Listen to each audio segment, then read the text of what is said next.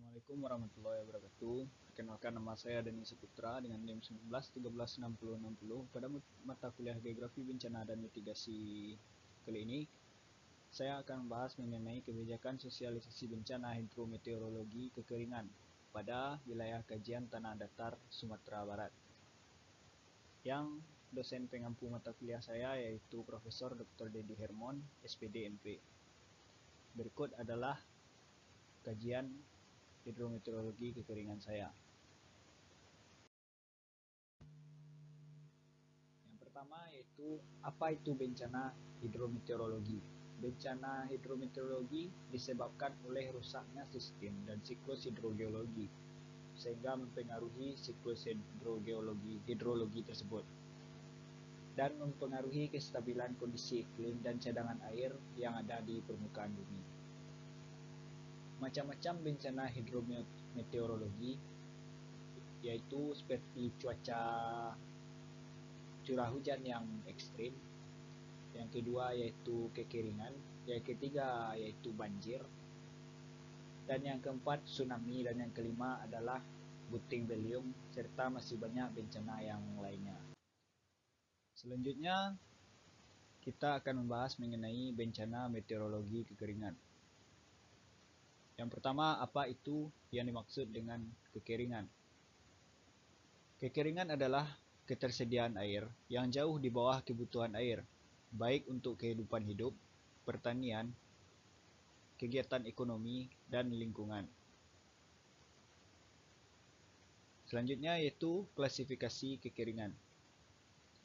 Yang pertama adalah kekeringan alamiah. Kekeringan meteorologis dikarenakan curah hujan yang kurang. Yang kedua, kekeringan hidrogeologis. Kekurangan pasokan air, permukaan dan air tanah. Yang ketiga, kekeringan pertanian. Kekurangan kandungan air di dalam tanah sehingga tidak mampu memenuhi kebutuhan tanaman tertentu pada periode waktu tertentu pada wilayah yang luas. Klasifikasi kekeringan selanjutnya yaitu kekeringan antropogenik, disebabkan karena ketidakpatuhan pada aturan. Yang pertama yaitu kebutuhan air lebih besar daripada pasokan yang telah direncanakan. Yang kedua, kerusakan kawasan tangkapan air, sumber air akibat perbuatan manusia. Selanjutnya yaitu faktor penyebab bencana hidrometeorologi.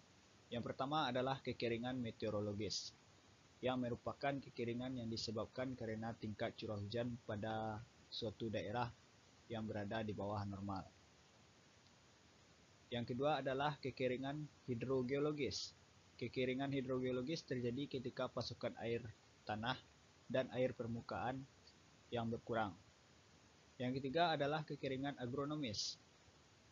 Kekeringan agronomis berkaitan dengan berkurangnya kandungan air di dalam tanah sehingga pertumbuhan tanaman dapat terganggu. Selanjutnya adalah pentingnya kebijakan sosialisasi terhadap bencana hidrometeorologi kekeringan. Menurut Ari Mastuti pada bukunya tahun 2019, page halaman 119, bencana merupakan peristiwa atau rangkaian peristiwa yang mengancam dan mengganggu kehidupan dan penghidupan masyarakat yang disebabkan baik oleh faktor alam atau faktor non-alam maupun faktor manusia sehingga mengakibatkan timbulnya korban jiwa manusia, kerusakan lingkungan, kerugian harta benda, dan dampak psikologis. Apa itu pentingnya kebijakan? Pentingnya kebijakan yaitu agar masyarakat harus memiliki pengetahuan maupun segala risiko yang dapat mengancam kehidupan mereka. Maka dari itulah dipentingkannya kebijakan sosialisasi terhadap masyarakat. Yang pertama, agar dapat mengurangi risiko atau dampak yang ditimbulkan oleh bencana kekeringan yang mungkin dapat terjadi. Yang kedua, meningkatkan pengetahuan masyarakat dalam menghadapi serta mengurangi dampak risiko dari bencana. Yang ketiga, untuk mengurangi risiko kekurangan air dengan adanya lokasi yang tepat saat bencana kekeringan terjadi. Selanjutnya, apa saja indikator sosialisasi dan mitigasi bencana? Yang pertama adalah konsep sosialisasi dan mitigasi bencana. memiliki dua makna yang berbeda serta indikator yang juga berbeda. Yang pertama, sosialisasi. Maknanya yaitu menjadi norma dan nilai menghasilkan kesepakatan atau konsensus di antara orang yang mengenal perilaku keyakinan sesuai, yang tanpa kedua hal ini masyarakat tidak bisa hidup secara bersamaan menurut Jones pada tahun 2010. Indikator sosialisasi ini yaitu ada dua, media massa atau saluran komunikasi, yang kedua adalah perilaku dari masyarakat. Sedangkan konsep mitigasi bencana yaitu merupakan upaya untuk mengurangi risiko bencana dengan cara menempuh pengembangan fisik maupun penyadaran dan peningkatan kecakapan menghadapi ancaman bencana. Indikatornya yaitu adalah kecakapan. Pada kajian saya yaitu kebijakan sosialisasi daerah kajian tanah datar, yang sering dialami oleh masyarakat yaitu masalah kemarau pada Kabupaten Tanah Datar yang baru saja terjadi pada daerah Sumatera Barat. Sejak terjadinya musim kemarau yang lebih kurang dari 1 bulan yang lalu, hingga saat ini sawah masyarakat tak kunjung berair dan terancam gagal panen karena tanah persawahan yang sudah mulai berangsur retak. Pada dahulunya, saluran irigasi masyarakat ke sawah itu ada, akan tetapi sudah rusak dan tak kunjung diperbaiki. Alternatif satu-satunya selama ini dengan mengharapkan limpahan air dari sawah lain yang disambungkan ke saluran irigasi menuju persawahan. Saluran irigasi ini pun juga sudah tidak ada dan tidak berfungsi dikarenakan terjadinya kekeringan.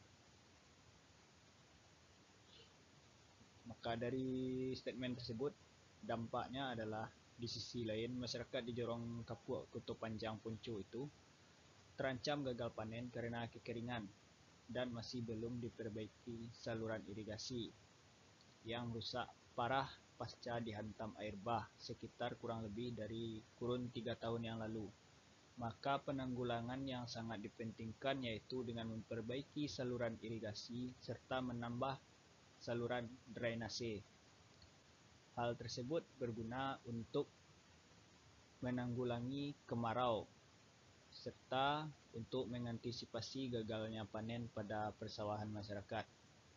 Dengan aliran tersebut maka dibutuhkanlah yang namanya embung untuk penyimpanan air yang dapat dikonsumsi masyarakat.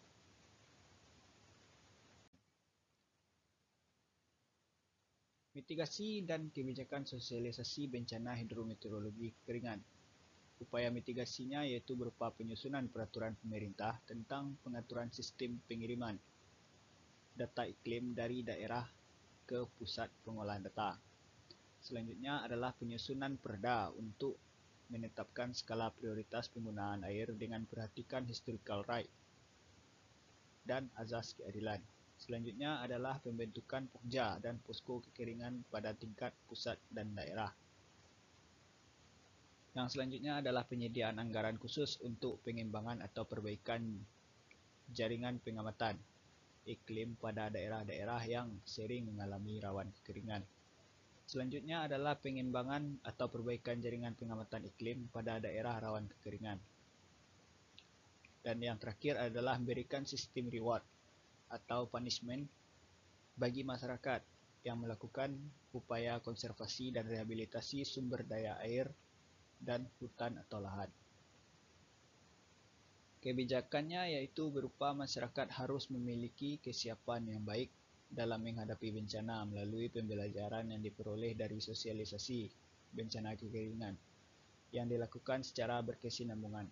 Sosialisasi yang dilakukan Pemko dapat dilakukan memanfaatkan media elektronik secara langsung dan memanfaatkan kearifan lokal.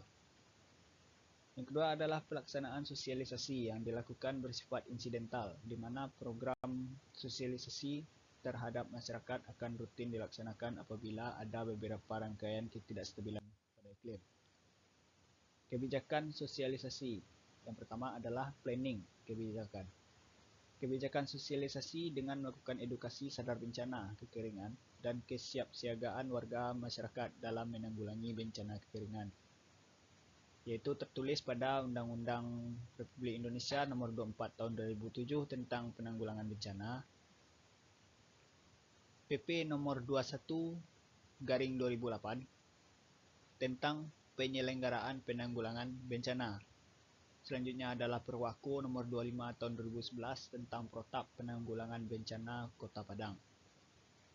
Selanjutnya adalah Perda Nomor 2 atau garis miring 2017 tentang penyelenggaraan penanggulangan bencana daerah. Selanjutnya adalah Protection Perlindungan. Pembangunan embung sangat diperlukan untuk suatu perlindungan apabila terjadi bencana kekeringan.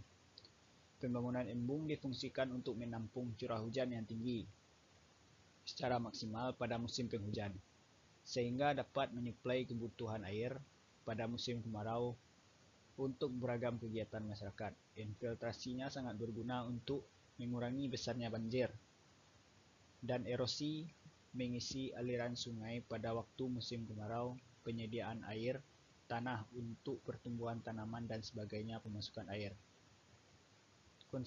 Kebijakannya adalah konservasi sumber daya air sesuai 22 dengan Undang-Undang Nomor 7 Tahun 2004 tentang sumber daya air adalah upaya memelihara keberadaan serta keberlanjutan keadaan, sifat, dan kualitas yang memadai untuk memenuhi kebutuhan makhluk hidup, baik pada waktu sekarang maupun waktu yang akan datang. Protection yang lainnya adalah, yang pertama adalah menanam banyak pohon untuk menanggulangi kekeringan. Adalah menanam banyak pohon yang bermanfaat. Seperti yang kita ketahui, salah satu manfaat menanam pohon adalah menyerap dan menyimpan cadangan air. Yang kedua adalah menggunakan air dengan sewajarnya. Salah satu solusi yang berlebih halnya agak sulit dilakukan oleh beberapa orang karena sudah terbiasa boros pemakaian air. Dan yang terakhir adalah membuat sumur bor. Dengan membuat sumur bor sangat membantu kebutuhan hidup manusia sehari-hari, terutama tanaman sawah, kebutuhan dan pekarangan. Terima kasih, itulah hasil pembahasan saya. Saya Dani Saputra, NIM 19136060, mengucapkan terima kasih telah menonton video ini. Assalamualaikum warahmatullahi wabarakatuh.